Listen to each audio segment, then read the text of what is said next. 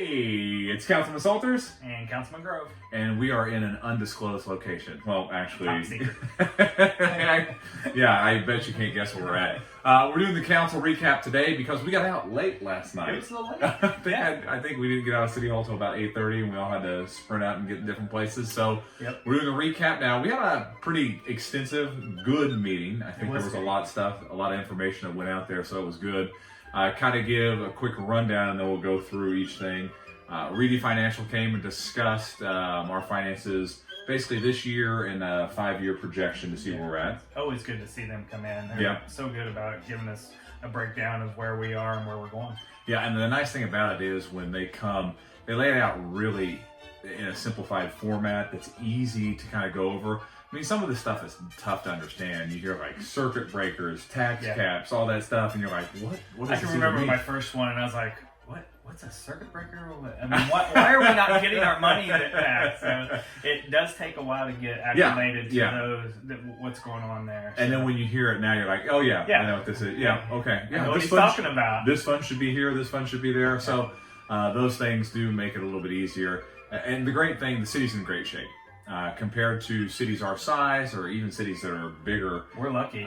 We're in a really good spot. Yeah. And again, we got to hand that to our department heads. I know we say that a lot, but the budgets that they're handed, that they hand in, they're already trimmed back and they're working year round on getting those in order. And you kind of put projections out and you look at things ahead and some of the things that you're kind of looking ahead at. You always want to make sure that you're prepared. And that's a key thing. So they threw out like different things that we could do. They looked at things that usually cost a little bit extra, but they budgeted those in. The thing that I like to see, the 4% raise for next year, is already there. So that's good. I know health insurance came up. That's an issue that will be having to kind of address in 2 years. Yeah, doubling it. I mean, that's going to be hard to take. Yeah. But it's not next year. It's a year after. So it was great to get that kind of projection. So it's like, we've got time to be able to figure some things out, which is good. And it's going to take time because this is a big issue. So it was nice to have Reedy there. They had a 45-minute presentation. Yeah. Long. Thorough. I mean, detailed. Yep. I felt a lot better leaving that. Because, when they come and they explain everything and they lay out where you're at and compare it to other places, you're like, man, we're doing something right. So that was good to know. Next on the agenda, Councilman Lau brought updates to the landscape ordinance. I think it's a good start. It is a good start. Everybody, you look at that and you think, where do we start trimming back an ordinance that was just enormous? Right. And I think Councilman Lau has a really good start on it, working with Dennis Cordes and the city inspector, or the engineer, JP. I think they've got a really good start on it. I hope to see it trim back a little bit more, but I would be okay with it the way it is now. The key thing that was in there is some areas were cut back 50%, some were cut back 80%, and I think it was easier to apply for a variance as well. Yeah. And that I still am trying to wrap my head around, why are we putting an ordinance out there that we know most people are going to have to apply for a variance? So I still would like it trimmed back a little bit more, but I love landscaping. I know a lot of people have said, why do you hate landscaping? If you drive by my house, it's one of the most landscaped houses in town, and we do it all ourselves. But again, I've said it before, we want to do it. Right. It's a huge undertaking every spring, and if you have landscaping, you know what I mean. You kind of dread that first few weeks of warm weather because you're out there working your butt off. A lot of businesses can't do that. Right. So I hate seeing landscape that's not maintained, but they've got it written in there that it has to be maintained, and it's just one I will have a hard time getting used to. It's just the thing that we're looking at right now was an ordinance that was just so big and all encompassing, and people just weren't following it because it was impossible. It was impossible to follow. And that's a big thing that you and I have talked about, like why write an ordinance that people can't follow? What's the point? Right. If you put something out there that is not enforceable, it's worse than having nothing on the books at all. Because then it's like, well, if I'm not going to follow this ordinance, then why should I follow another ordinance? Yes, yeah. And why are you going to be leaning on this one and not another one? I mean, you start to look at those things, you're like, man, that's confusing. And to kind of give you inside the weeds, a variance, basically it allows you to not follow an ordinance or follow Yeah. a regulation. You can trim it back more, Right. So, to fit your needs. We got a good start. Yeah. We'll discuss it as a group. So Councilman Lau presented those recommendations and updates to us.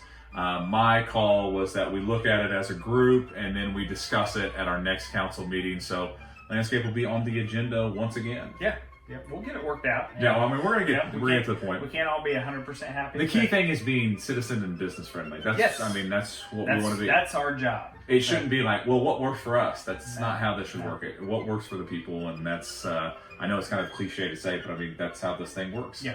The next thing on the agenda was the Pantheon Yep. again. Always a hot topic. Yeah, but I think we're starting to get a solution that's going to be very good for the city of Vincennes. So there is a grant, an EDA grant that we are going to apply for. That's going to do a lot. I mean, basically bring this thing home. Right. And a lot of people don't understand this was part of the original plan. So this isn't something new. They've always counted on a grant to do the facade, the windows. This one actually includes some of the soft inside, just the technology IT stuff, Yeah, big just IT the stuff. technology side of it. So we've always needed that. We've always relied on that. So this is not something new. So the key thing is, and I know Councilman Grove and I, we didn't want to commit any more city money to the Pantheon. We've put in our funds, and we're pretty firm on that. And I know the rest of the council was as well. So the question is, We've been upfront about that. since the beginning. This is what we can afford as the city. Yes. Was our initial investment, and we have been more than upfront with that. It's not that we're against this project. No, I mean, we have certain restraints that we have to certain follow. money that we can spend, and this is where we are. So the key thing is working that out. When you have a grant, you have matching funds. Well, that would mean you'd have to put more money up. Yes. So what we've worked on, and the mayor and I have been able to get, and in discussions too with Councilman Grove, is we've got a group that we're working with, and we're working on finalizing that deal. But we've got a tentative agreement that they're going to take care of the matching funds, not just for our side on the city side, but for the county side as well. Now, the great thing about this is it basically takes the monetary issues off the table for us. Yes. So what that allows us to do is focus on rebuilding some of those communication lines that we need to rebuild, strengthening the relationships of all the people that are involved, and basically deal with day-to-day oversight that you need on a project this size and scope, which is very good. I mean, if you can take one of the most contentious issues off the table, you've got to try. Yes, yeah, and we're in a position to where I think we're going to get that done. And if we don't come through with that deal, then we're not out this money. We're not, our hands aren't handcuffed to this project yet. Yeah. So when you apply for a grant, like it's set up in stages. So like if you're awarded the grant, then it's like, all right, pay us your match, and then you'll get the grant. Yeah.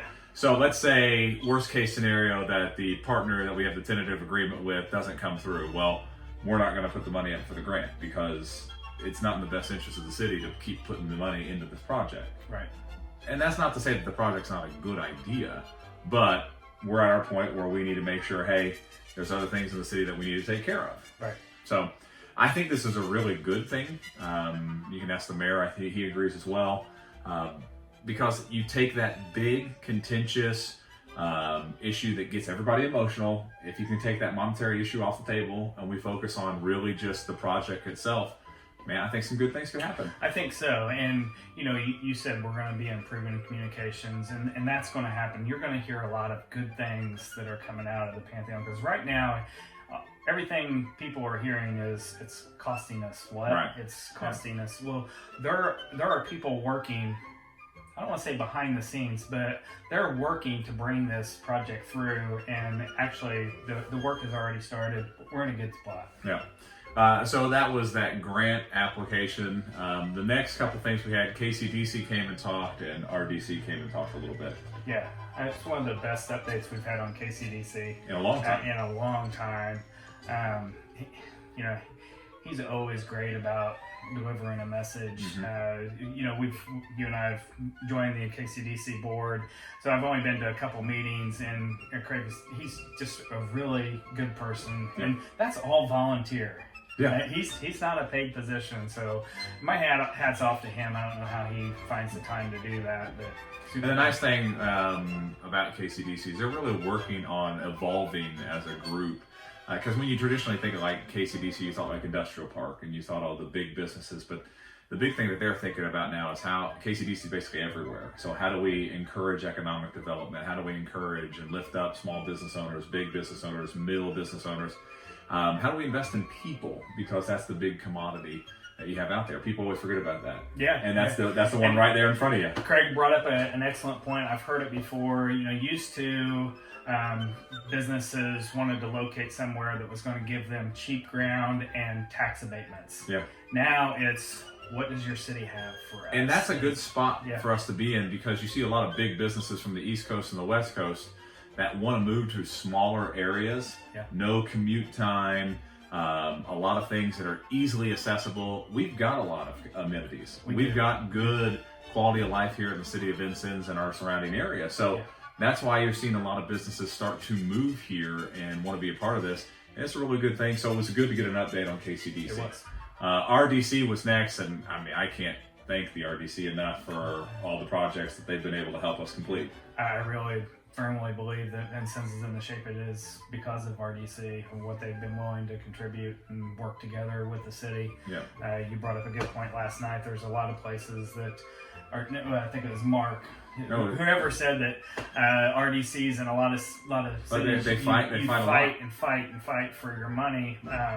Our RDC has just been... Well, and it's not just that, too. Like, I mean, and I told Tim Smith, who's the president of the RDC, I mean, you could read stories in Indiana alone about how these RDCs, it's just cutthroat. Like, the city's fighting for money, the RDC our money, is, it's not yours. The school corporation, like, all the entities that are affected are just really going at it.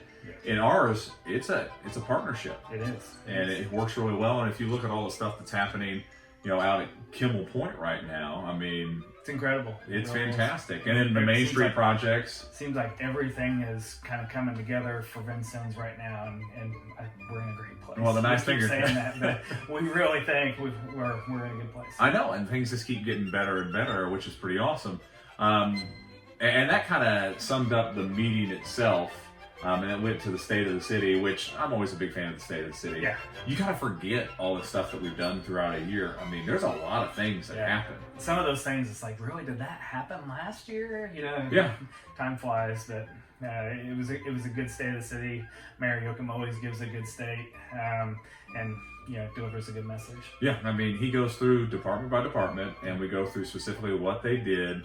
And it is astonishing the amount of things that we get done in the city of Vincennes and all the projects that are up to date. And then always at the end, he talks about some of the big upcoming projects that you're looking forward to, and the availability to get grants for two of my favorite projects that I think. I mean, that'd be the skate park and the band shell. The band shell. Yeah, so we got exciting. Word. Yeah, and if we can get grants to pay for those, man, that would be just...